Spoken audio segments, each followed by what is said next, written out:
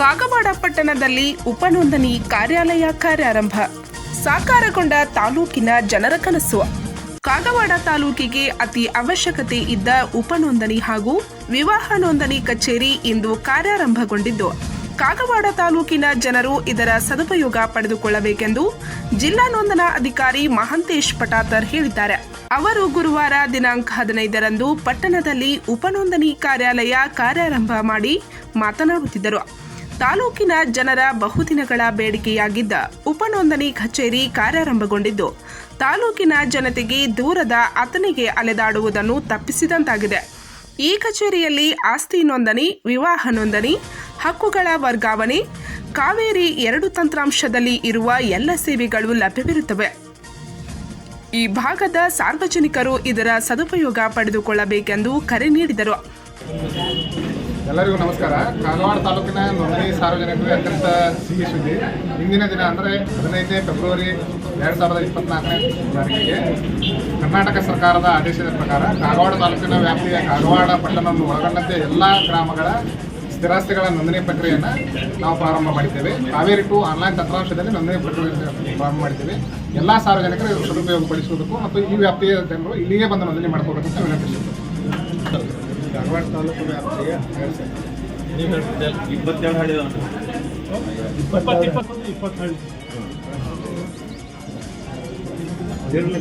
ಅನಂತಪುರ ಮತ್ತು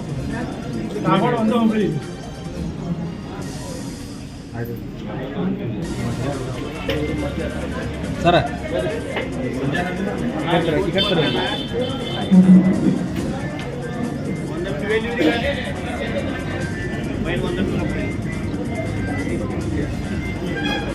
ಈ ವೇಳೆ ತಾಲೂಕಾ ಕನ್ನಡ ಸಾಹಿತ್ಯ ಪರಿಷತ್ತು ಅಧ್ಯಕ್ಷ ಶಿವಗೌಡ ಕಾಗೆ ಮಾತನಾಡಿ, ತಾಲೂಕಿನ ಸಾರ್ವಜನಿಕರ ಬಹುದಿನಗಳ ಬೇಡಿಕೆ ಇವತ್ತು ಈಡೇರಿದೆ.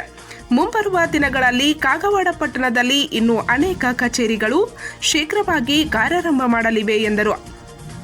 ಈ ಸಂದರ್ಭದಲ್ಲಿ tahsildar Sanjay Ingle, CDPO Sanjay Kumar Sadalge, BEO MR Munje, Kagwad ಉಪನೋಂದಣಾಧಿಕಾರಿ Rajashekhar ಮುಗ್ಗನವರ್, ಮುಖಂಡರಾದ ರಾಜು ಮದನೆ, ಶಂಕರ್ ವಾಘ್ಮೋಡೆ, ಶಂಕರ್ ಮಗ್ದುಮ್, ಜ್ಯೋತಿಕುಮಾರ್ ಪಾಟೀಲ್, ಕಾಕಾ ಪಾಟೀಲ್, ರಮೇಶ್ ಚೌಗ್ಲಾ, ಚಿದಾನಂದ್ ಔಟಿ, ನಾಥಗೌಡ ಪಾಟೀಲ್, ವಿಜಯ್ ಅಕಿವಾಟೆ, ಸಂಜಯ್ ಸಲ್ಗರ್, ಅಣ್ಣಾಸಾಬ್ ಪಾಟೀಲ್, ಅನಿಲ್ ಖಡೋಲೆ, ಉಮೇಶ್ ಪಾಟೀಲ್, ಸುನಿಲ್ ಕಾಂಬ್ಳೆ ಸೇರಿದಂತೆ ಅನೇಕರು ಉಪಸ್ಥಿತರಿದ್ದರು.